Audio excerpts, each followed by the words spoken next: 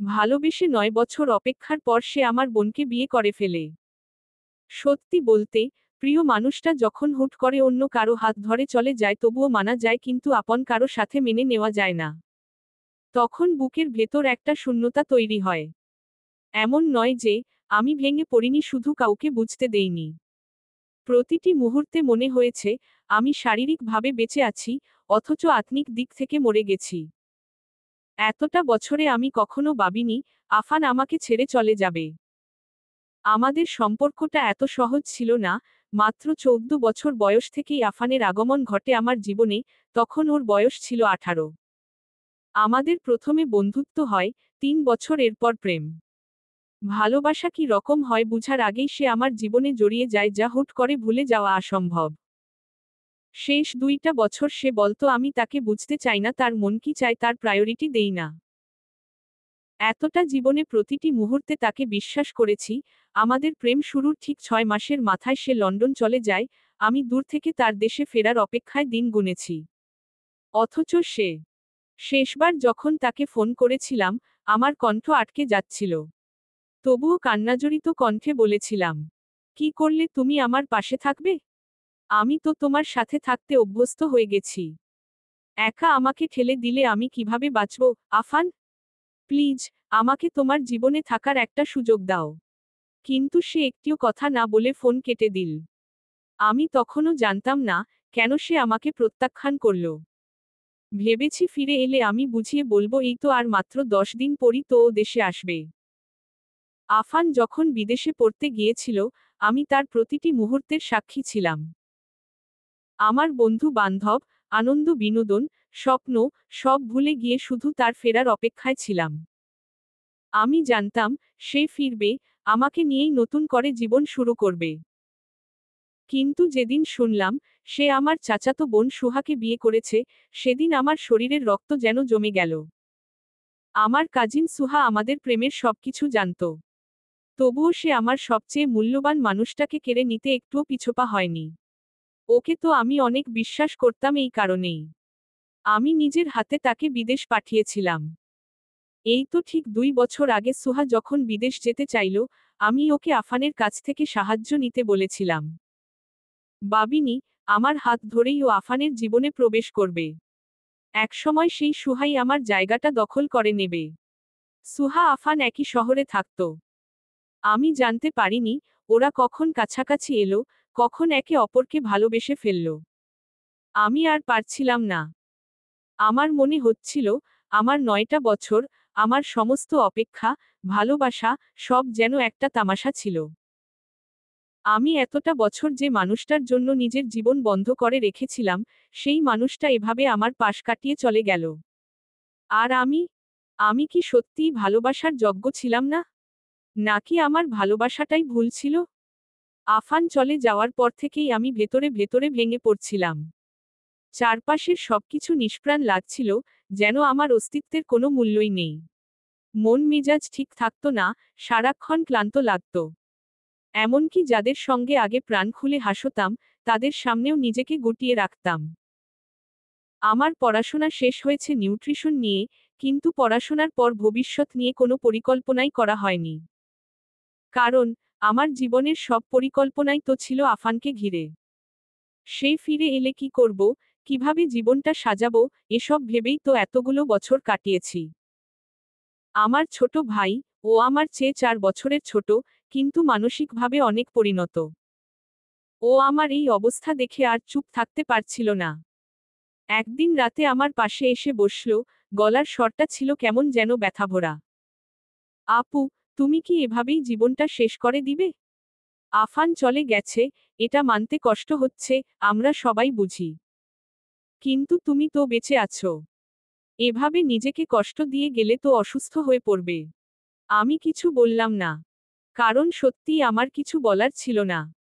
ও আমার হাতে একটা চাকরির বিজ্ঞাপন এগিয়ে দিয়ে বলল, তুমি নিউট্রিশনে ভালো পড়াশোনা করেছ, রেজাল্টও ভালো।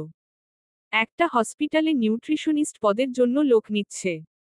তুমি একটা চেষ্টা করো না। প্রথমে রাজি হতে চাইনি। চাকরি করতে মন চাচ্ছিল না, নিজের মধ্যে সবকিছু গুটিয়ে রাখতে চাইছিলাম। কিন্তু আমার ভাই জোর করল। একটা ইন্টারভিউ দিয়েই দেখো, যদি ভালো না লাগে, করবে না। কিন্তু একবার চেষ্টা করাটা তো দরকার, তাই না? তার কথাগুলো মনে দাগ কাটল। আমি ভাবলাম, হয়তো সত্যিই আমাকে নতুন কিছু শুরু করতে হবে। না হলে এই কষ্ট আমাকে ধ্বংস করে দেবে। তারপর ইন্টারভিউ দিতে গেলাম। খুব একটা আশা ছিল না, তবুও নিজের সেরাটা দিলাম। আর অবাক করার মতো ঘটনা ঘটে গেল, প্রথম ইন্টারভিউতেই আমি চাকরি পেয়ে গেলাম। একটা হসপিটালের নিউট্রিশন বিভাগে আমাকে রাখা হলো, যেখানে ডাক্তারদের সঙ্গে কাজ করতে হবে, রোগীদের ডায়েট প্ল্যান দিতে হবে। চাকরিতে জয়েন করার আগে শুনতে পারলাম ডিন নাকি প্রচুর পরিমাণে কঠিন লোক। তবে আমি একটু হাফ ছেড়ে বাঁচলাম, কারণ আমি যেহেতু একদম নতুন, আমাকে সুপারভাইজারের আন্ডারে থাকা লাগবে।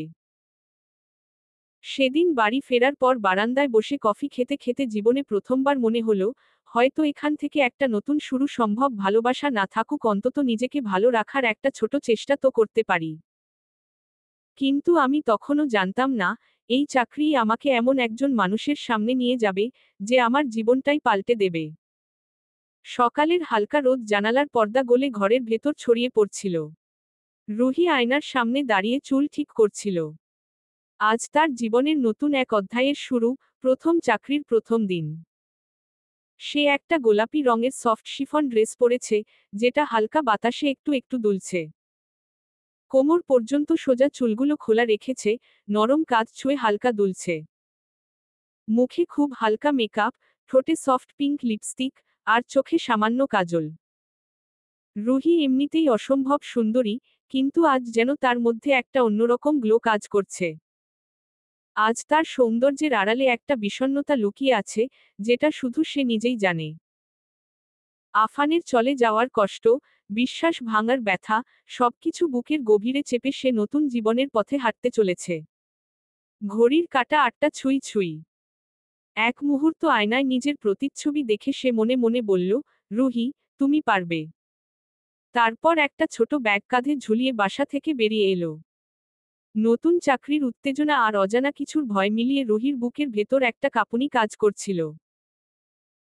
হাসপাতালের করিডোর দিয়ে হেঁটে যেতে যেতে চারপাশটা খুঁটিয়ে দেখছিল সে, সবাই ব্যস্ত, কোথাও রোগীর স্বজনরা উৎকণ্ঠায় বসে আছে, কোথাও নার্সরা ফাইল হাতে দৌড়াচ্ছে। রিসেপশনের সামনে দাঁড়িয়ে যখন সে নিজেকে পরিচয় দিল, তখন একজন সিনিয়র নার্স তাকে বললেন, আপনার ফাইনাল ওরিয়েন্টেশনের জন্য হসপিটালের ডিন স্যারের কেবিনে যেতে হবে। উনি সব নতুন রিক্রুটদের প্রথমে ব্রিফ করেন। রুহি কিছুটা অবাক হল। ডিন?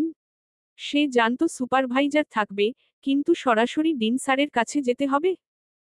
কিছু না বলেই মাথা নেড়ে সে সামনে এগিয়ে গেল। আর ভাবতে লাগলো ডিনের নেচারের কথা। বয়স্ক মানুষ হবে নিশ্চিত, তাই সবাইকে বকাবকি করে হয়তো।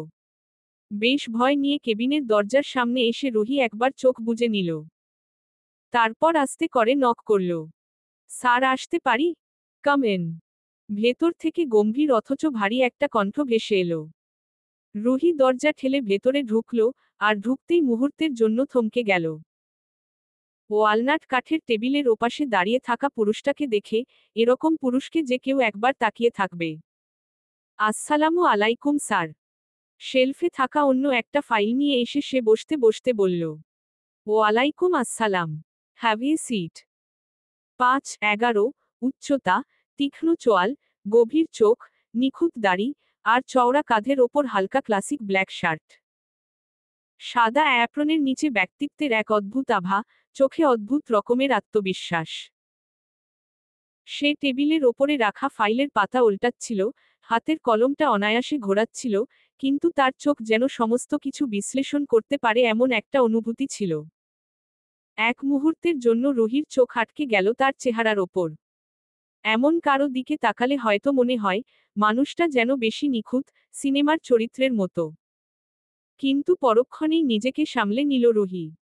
সে এখনো আফানের চলে যাওয়ার ব্যথা বয়ে বেড়াচ্ছে। কারো সৌন্দর্য দেখলেই তার মধ্যে অনুভূতি জাগবে, এমন কিছু হয়নি। তবে ইরাদকে যেমন অর্ধবয়স্ক কাউকে ভেবেছিল, সে সম্পূর্ণ বিপরীত। আপনি নিউট্রিশনিস্ট সুবহানা শিকদার রুহি? রুহি দ্রুত নিজের ভেতরের চিন্তাগুলো গুছিয়ে নিল, তারপর মাথা নেড়ে বলল, জি, স্যার। ইরাদ আহসান চোখ তুলে তার দিকে তাকালো। এক ঝলক দেখল তার ড্রেস, খোলা চুল, তারপর চোখ নামিয়ে নিল। কাজে ঢোকার আগে আমাদের কিছু নিয়ম জেনে নিন। আপনি প্রথম দিনেই লেট করে এসছেন। কারণ জানতে পারি? তার কণ্ঠে কোনো আবেগ নেই, শুধু কঠোর পেশাদারিত্ব। রুহি কিছুটা নার্ভাস হয়ে বলল, স্যার আমাকে ডিউটি টাইম 9টা বলা হয়েছিল। সে ঘড়ির দিকে তাকিয়ে দেখল সকাল 9:07। রুহি বলল, কাল থেকে খেয়াল রাখবো স্যার। You have to. ইরাদের কেবিন থেকে বেরিয়ে এসে রুহি মনে মনে ভাবল, 7 মিনিটের লেট কি কোনো লেট? আমি তো হাসপাতালেই ঢুকলাম 9টায়, এত নর হসপিটাল হেঁটে আসতেই তো 5-7 মিনিট চলে যায়।